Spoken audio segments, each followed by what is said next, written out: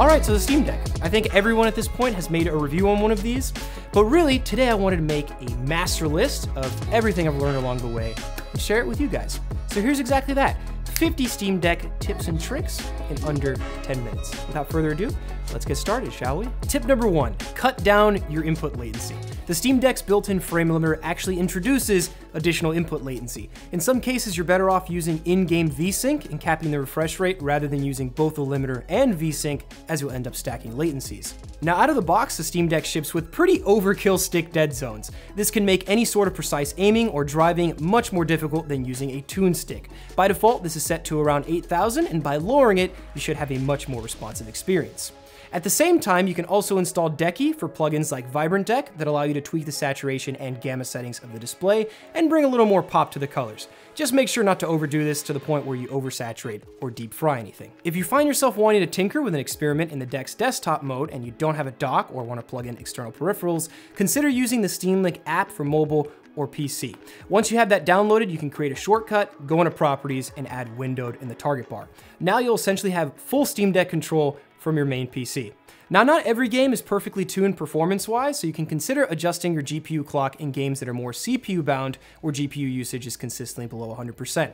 In some cases, you'll find by decreasing the GPU clock frequency, you can free up more power for the CPU, and ultimately result in higher boost clocks and more consistent performance. If you're still struggling to nail the perfect visuals and frame rate balance, it might be worth aiming for 40 Hz instead of 30. At 60 FPS, you have a frame time average of around 16.7 milliseconds, and at 30, it's 33.3 milliseconds. The average frame time of 40 FPS is around 25 milliseconds, which is right in between 60 and 30.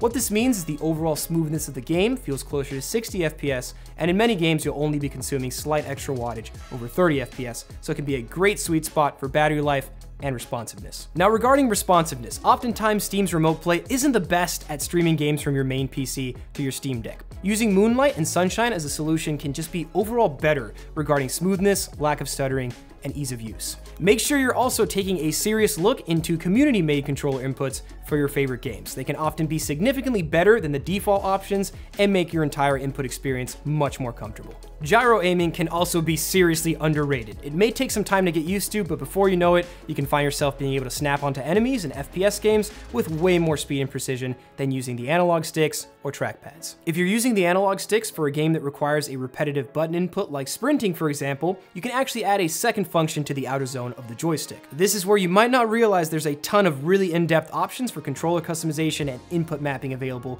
that you might not have explored yet. The back paddles can really come in handy. If you're feeling like you're finally ready to venture into the world of deep tinkering on the Steam Deck, don't be afraid of Linux. None of these additional plugins are a necessity to enjoy the Steam Deck, but you have to remember this is a fully functioning PC that has the capability to do a lot. This includes full-scale emulation with programs like EmuDeck that can let you expand your games library to the next level. It's an awesome gateway to the emulation world, and you can find a ton of really great guides on YouTube for fully setting this up. When it comes to AAA gaming, you might find that using xCloud can add another weapon to the Steam Deck's arsenal of versatility. Since you're also streaming the games, you don't take the battery life hit that you would on native Deck games. Another option for non-Steam games is being able to launch them directly from your library, and you can do this within the desktop mode. Find the game you'd like to add, right-click, and select Add to Steam. Since your freshly added app will show up with blank cover art in your library, another useful Decky plugin is Steam Grid DB. Here you can change the box art and menu art for these blank titles to create a little bit more of a cohesive experience. It's also a good idea to keep in mind that Valve's Deck verification program doesn't necessarily mean a game won't work on the Steam Deck. There's a ton of titles that work just fine on the Deck without the verification badge. If you're not sure about a game's playability, a really good community-driven resource is ProtonDB.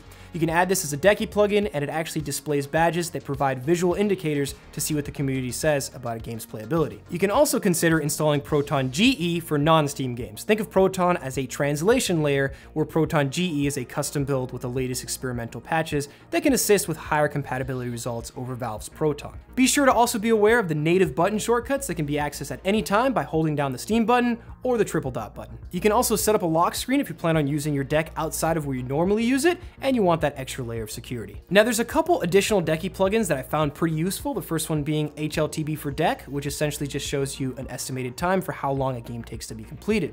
You can check a list of times in the completion tab. There's also Animation Changer, which allows you to customize your animation and boot videos directly from the Steam Deck. Also, if you're planning on using a dock, be sure to adjust the set resolution to the display you're using if you're experiencing signal errors. Travel optimizations are also important for a bit of extra juice on the go, as well as some nice headache prevention. If you navigate over to internet settings, there's an option to disable Wi-Fi. Try doing this after enabling offline mode if you're planning on using this. It can prevent any wonky game behavior or Steam server quirks. It's also a good idea to double check that cloud saves are enabled so you can just jump between the same save from your main PC to your deck. An easy fix for weird mouse inputs in desktop mode is remapping right and left click to the triggers. You can also set the left trackpad to scroll, and it makes the whole experience way easier. Be sure to also enable hidden files in the Linux desktop mode by checking Show Hidden Files in the drop-down menu. Keep in mind that using both trackpads for typing can feel a bit odd at first, but once you get the rhythm, it's significantly quicker to type using both pads instead of one. Now the next option is configuring the trackpad aiming mode. This is by default set to trackball and will ultimately be personal preference, but you may feel like mouse mode is easier to control. This is actually really buried in the settings, but once you find it, uncheck trackball mode. So if you haven't already tried out App at Your Desk Job, it's a great game that lets you get the full experience of all the deck's controls, along with a couple Easter eggs. So any storage concerns can be remedied with some simple upgrades. Be sure to check out external SD cards that I'll have linked in the description for the best bang for buck value, as well as consider upgrading the internal SSD. Also, be mindful to remove any microSD card out of the deck before you plan on opening it, as you can actually crack the card by removing the backplate. For some quick, easy battery saving options, you can opt to disable game rumble and haptics, as well as utilize FSR scaling when you're at lower resolutions. This also includes optimizing a tuned TDP limit, disabling wireless connectivity, and reducing the refresh rate. So a quick, easy way to lower and increase brightness is by holding the quick access button and pushing up or down on the left stick.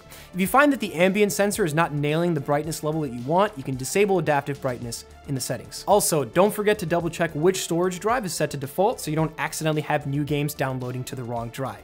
The default is indicated by a yellow star. If you end up connecting an Xbox controller often and also own an Xbox, you can actually change the priority connection by tapping the sync button, so you can go back and forth between the two without needing to resync. Now, if you're the type of person that likes to listen to music or podcasts when you game, you can actually create a Flatpak Chrome shortcut through Steam and play audio in the background while you game. And speaking of games, this one might be pretty obvious, but make sure to take advantage of Steam sales, the Humble Bundle, add the games you're considering to your wish list, and that way you can save some of your hard-earned cash by picking up a couple discounted titles all at once and supporting charities. If you're experiencing any performance drops while games are updating or downloading, it might be worth turning off allow downloads during gameplay, as that can absolutely crush performance. If you plan on upgrading the internal storage with an SSD or microSD card, the 64GB model will get you essentially the same gaming experience as the higher tier storage options, besides a matte display on the 512.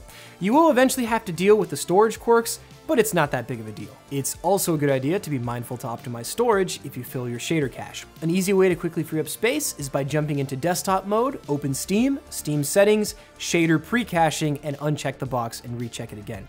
Once it's enabled again, it will download the shader cache only for games installed on Steam. Just don't forget to also address comp data folders. At the same time, if you're constantly gaming in environments filled with reflections and don't mind sacrificing a bit of sharpness and color vibrancy, you can opt to purchase a matte screen protector that will definitely help at minimizing reflections. It's also easy to get caught up with tweaking the performance settings to nail the perfect FPS, but eventually turning off the counter and metrics will just let you enjoy the experience and relax. If you want that ultra immersion setup, you can customize your notification settings and disable non-critical notifications. You can also set up a night mode timer for late night gaming sessions that will warm up the screen a bit and can often be a bit easier on the eyes if you're playing right before you want to go to sleep. So another plugin I can easily recommend is CSS Loader. This allows you to install custom themes and really personalize your entire UI experience. There's a ton of really slick looking interface customizations.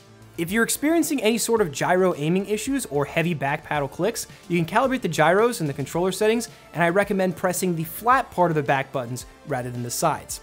Also, if one of your thumbsticks feels gritty, you may need to clean the ring in the housing. Wrapping things up, Remote Play Together is clutch. It allows you to take supported games, invite a friend that doesn't own that game, and stream it and play in your game.